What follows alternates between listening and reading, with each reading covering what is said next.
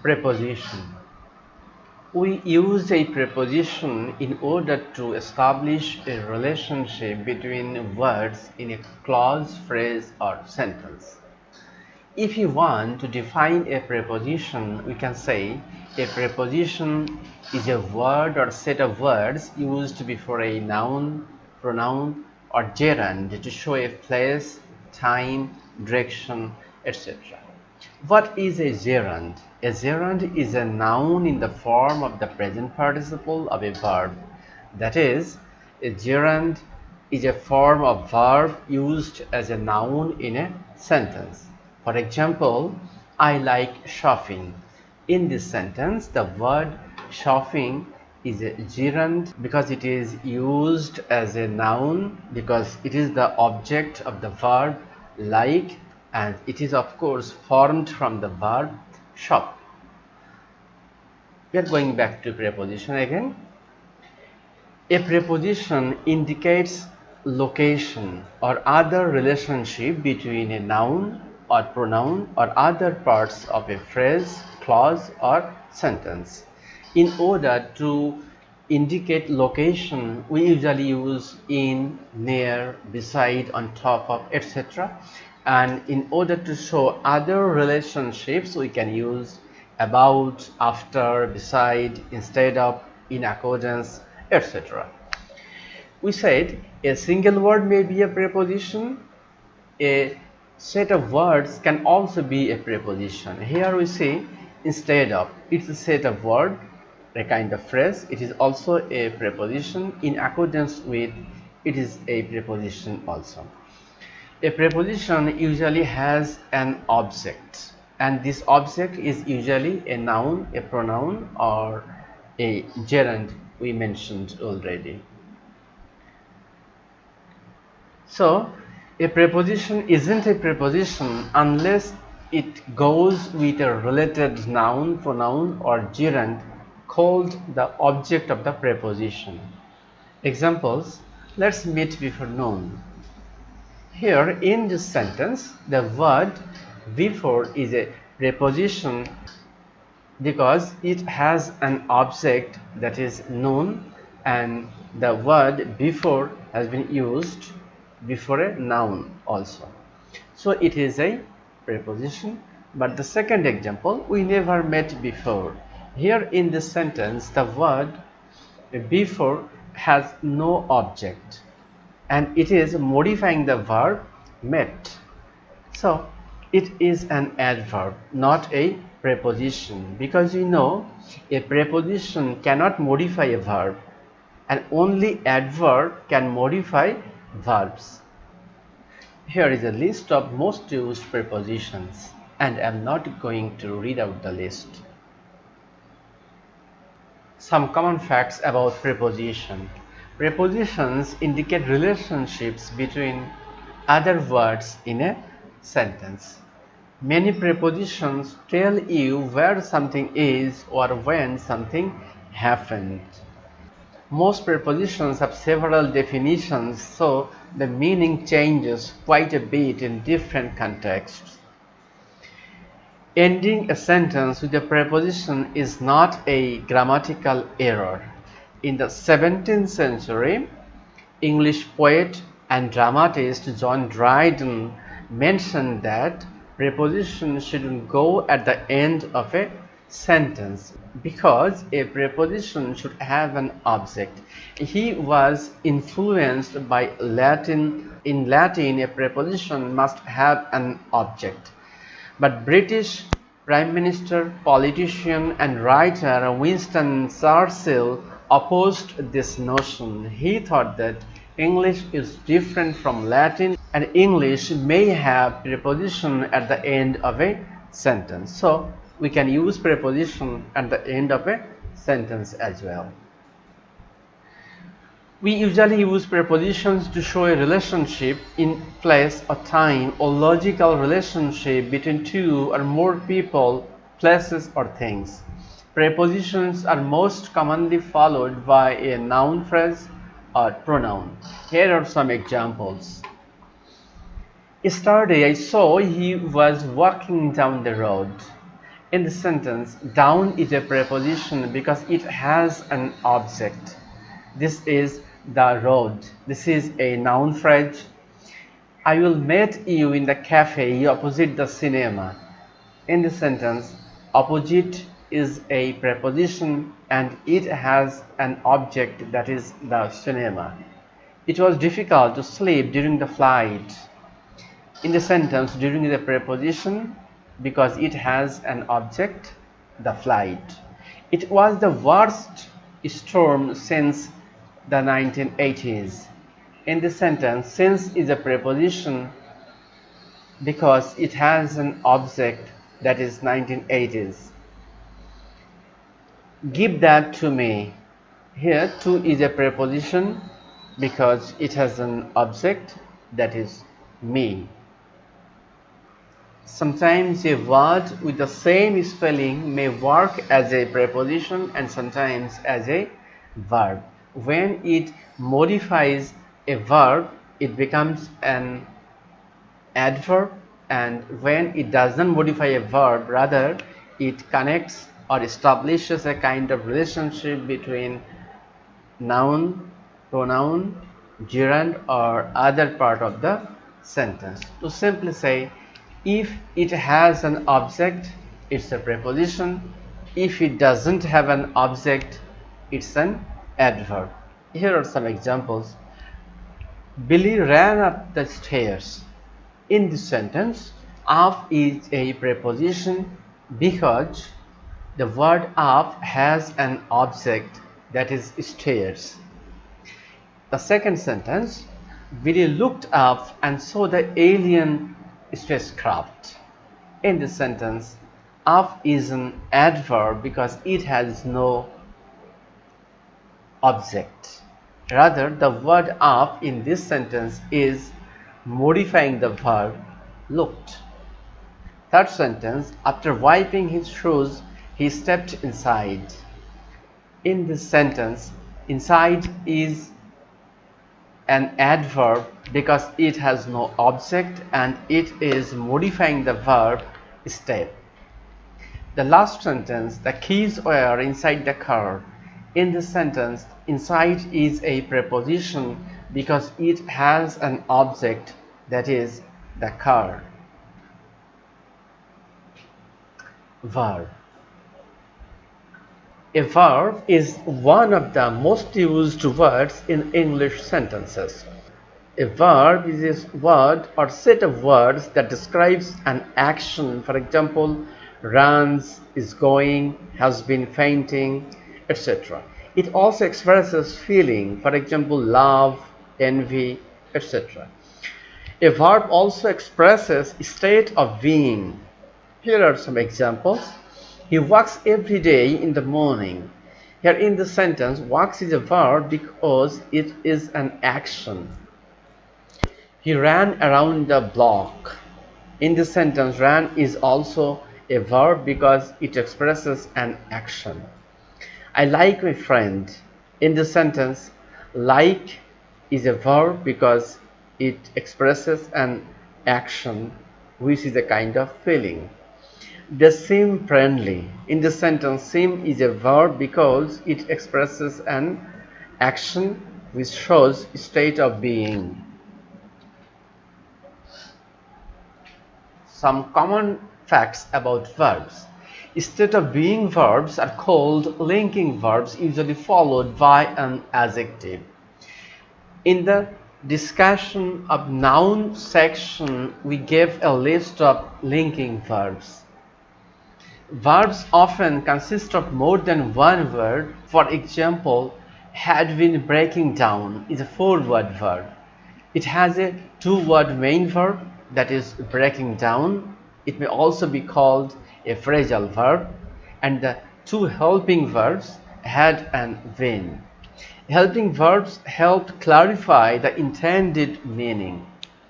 Many verbs can function as helping verbs, including is, shall, must, do, has, can, keep, get, start, help, etc.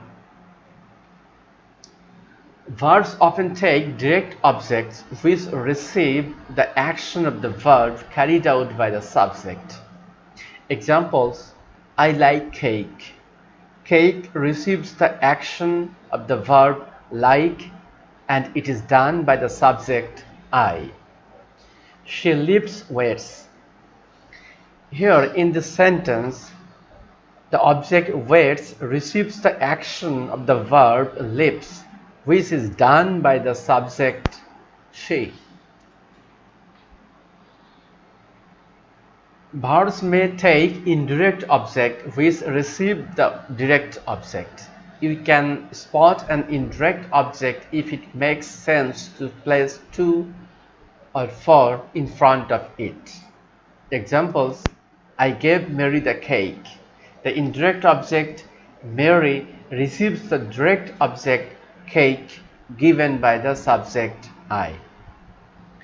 Note that you could also say I gave the cake to Mary. This is also correct. She did me a favor.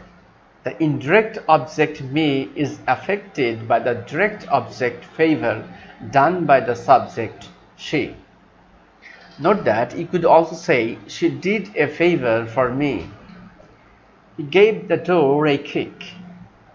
So in this sentence, a kick is the direct object and the door is the indirect object, because here if we ask the question what did he give, answer is he gave a kick. So this is the direct object as it is the object of the transitive verb give. And who receives the kick? Of course the door receives the kick. For this reason the door here is an indirect object. Sometimes verbs require prepositions to complete a sentence. A noun affected by a preposition is called simply the object of a preposition. Examples: stop talking about them. In this sentence, them is the object of the preposition about. The second sentence, I saw someone inside the house. A subject is a noun, pronoun, or set of words that performs the action of the verbs in an active sentence. Examples: the woman hurried. In this sentence, woman is the subject because she is performing the action of the verb hurry. Second sentence, she was late. In most cases, we cannot determine the parts of a speech of a word until it is used in a sentence, because a word may have different functions and they may belong to different parts of a speech or word class in different sentences on the basis of the functions they perform in a sentence. This may create a kind of confusion. To dispel the confusion, it is very important to understand the function of the word used in a sentence. There are some words in English which sometimes seem to be prepositions and sometimes conjunctions. And it happens due to their function in a sentence. When we use a preposition like word followed by a clause, it functions as a conjunction. And when we use a preposition followed by a noun or noun phrase, it stays as a preposition. Among the most common such words are after, as, before, since, then, until. At first, we need to know the differences between a clause and a phrase. A phrase neither has a subject nor a finite verb. On the other hand, a clause has a subject and a finite verb. It is like a simple sentence, but this is not a complete sentence, rather it is a part of a sentence. Now we are going to the examples. After I had met him last night, I texted his sister at once. In this sentence, the word after is a conjunction because it has connected two clauses. The main clause is I texted his sister at once, and the subordinate clause is I had met him last night. In this sentence, I is the subject and met or had met is the finite verb. The second sentence, after the meeting last night, I texted his sister at once. In this sentence, after is a preposition because it has been used before a noun phrase. The meeting last night, in this phrase there is no subject and there is no finite verb. Meet in the first sentence here has been meeting, it is a gerund. Second example, we will have to wait until they decide what to do. In this sentence, until is a conjunction as it has connected two clauses. We will just have to wait. This is the main clause. Until they decide what to do is the subordinate clause. Next, okay, we will sit here until 6 o'clock. In this sentence, until is a preposition because it has been used before a noun phrase 6 o'clock. Example C, it has been 5 years since we met last. In this sentence, the word since is a conjunction as it has connected two clauses. It has been 5 years since our last meeting. Here, since is a preposition as it has been used before a noun phrase, our last meeting. Notice the difference between we met last and our last meeting. When I say our last meeting, here there is no subject, no finite verb.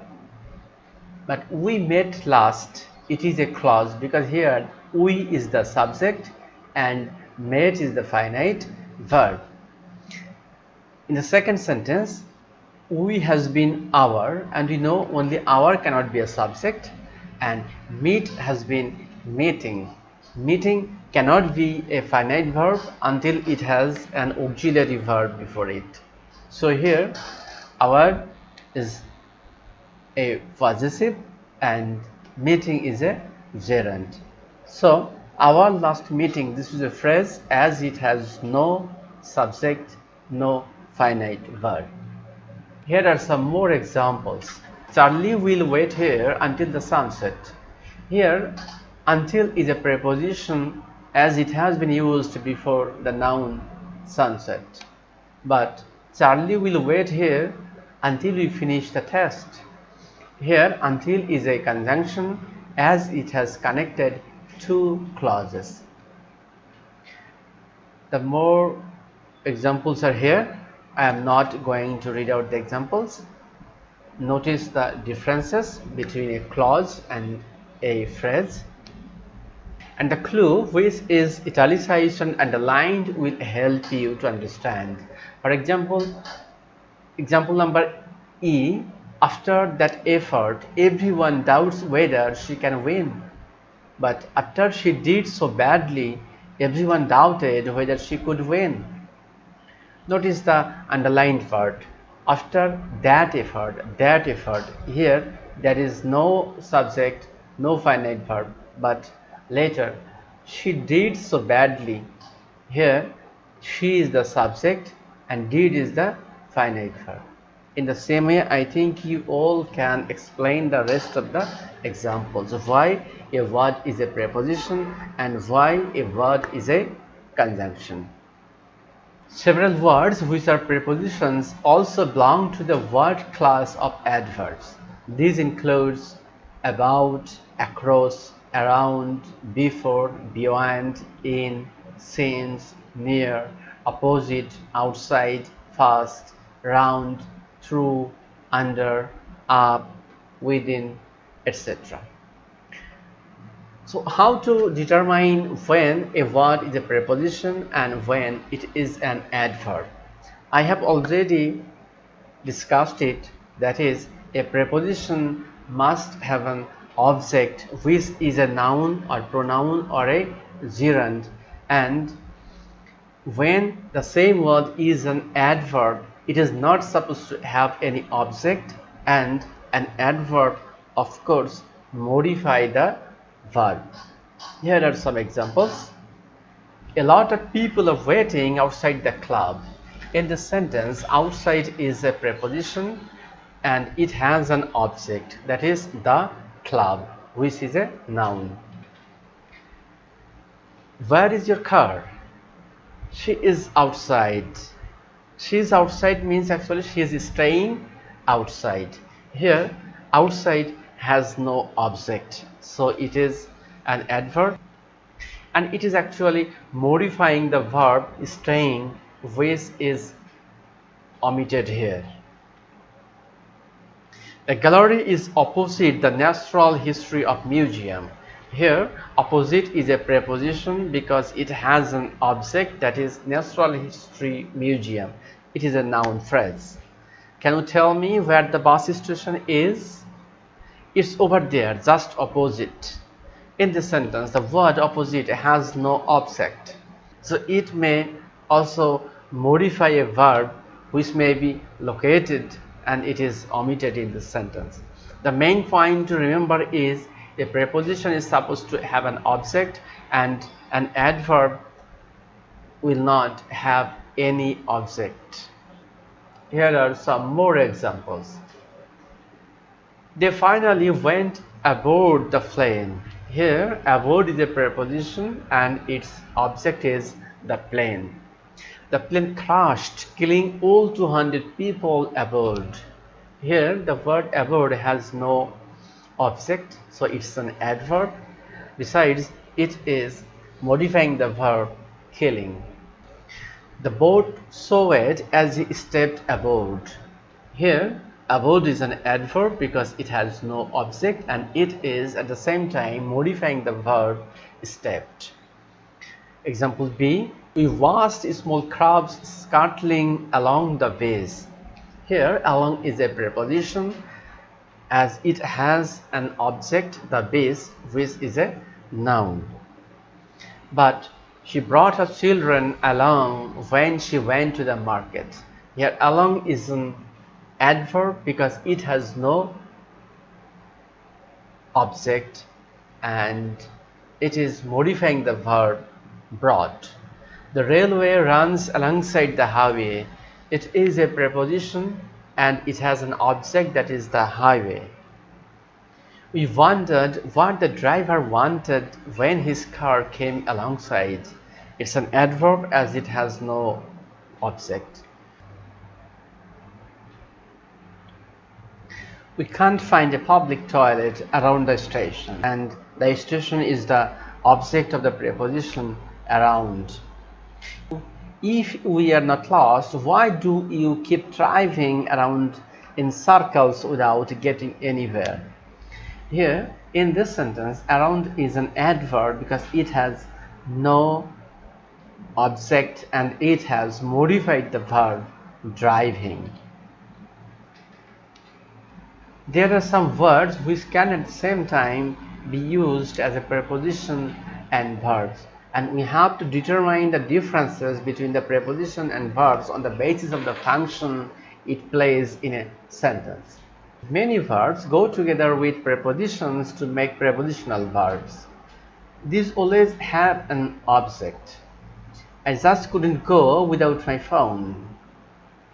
Robert accused her of stealing his idea. Phrasal prepositional verbs contain a verb, an adverb, particle, and a preposition, which are underlined here. We cannot separate the particle and preposition. The taxi is due any minute. Can you listen out for it? I can't put up with this noise any longer. There are some words which can function as different parts of speech in sentences. And here are some examples. And in the examples, there are clues. The clues are underlined and italicized. We are just going to explain a few sentences. To the south, there are high mountains. In the sentence, high is an adjective because it has described the noun mountains. So how are the mountains? These are high. Commodity prices were at a rare high. In this sentence, high is a noun because it has been used here as an object of the preposition at. The sculpture stood about 5 feet high. In this sentence, high is an adverb as it has modified the verb stood. So notice the differences between notice the differences between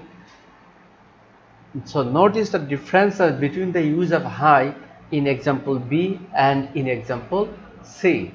In example B, it is an object of the preposition at, and in C, it is not an object of any word. Rather, in the C, the word high is modifying the verb stood, and we know verbs can only be modified by adverbs.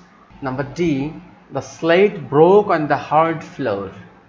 In this sentence, hard is an adjective because it is describing the noun floor. Number E, they work hard at school. In this sentence, hard is an adverb because it is modifying the verb work. Number F, we hardly know each other.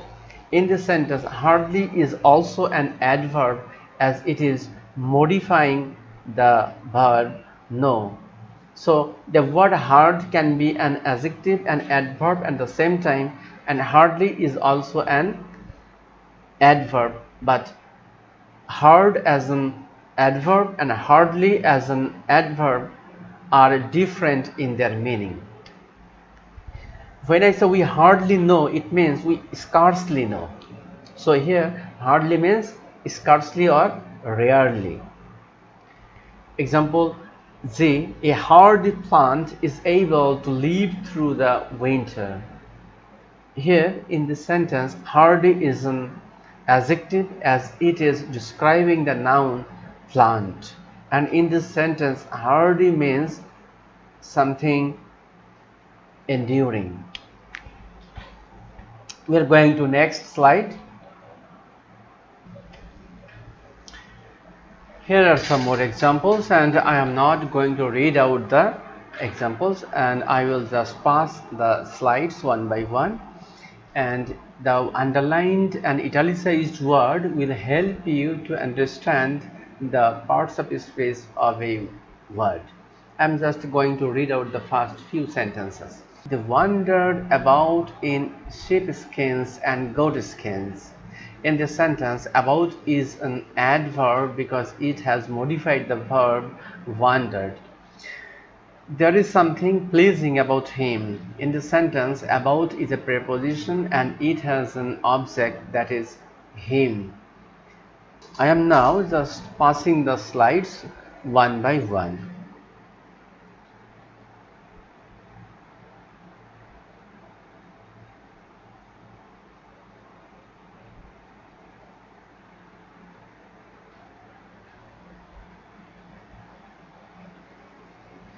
Here the words are not marked in red, but still there are the italicized and underlined words, and it will help you to find out the parts of speech or determine the parts of speech of the word. Try to determine the parts of speech of the words in italics. Here, try to understand the parts of speech of the words in italics.